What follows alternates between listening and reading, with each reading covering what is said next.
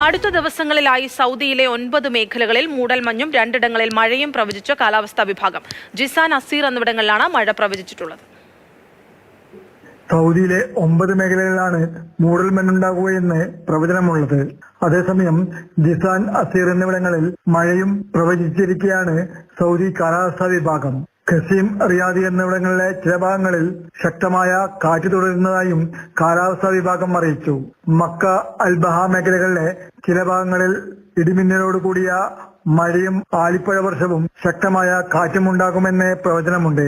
Asir, Jizan മേഖലയുടെ ചില ഭാഗങ്ങളിൽ കനത്ത മഴ പ്രതീക്ഷിക്കുന്നതായും ദേശീയ കാലാവസ്ഥാ വിഭാഗം മുന്നറിയിപ്പ് നൽകി.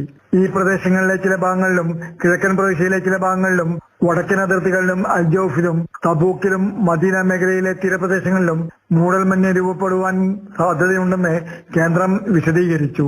പൊടിക്കാറ്റിന് കാരണമാകുന്ന സജീവമായ കാറ്റ് ഖസീം, റിയാദ് മേഖലകളിലെ ചില ഭാഗങ്ങളിൽ തുടർന്നും ബാധിക്കുമെന്നും കിഴക്കൻ പ്രവിശ്യയുടെ വടക്കൻ ഭാഗങ്ങളിലേക്ക് വ്യാപിക്കുമെന്നും മുന്നറിയിപ്പുണ്ട്. Mathrubhumi news, Jeddah.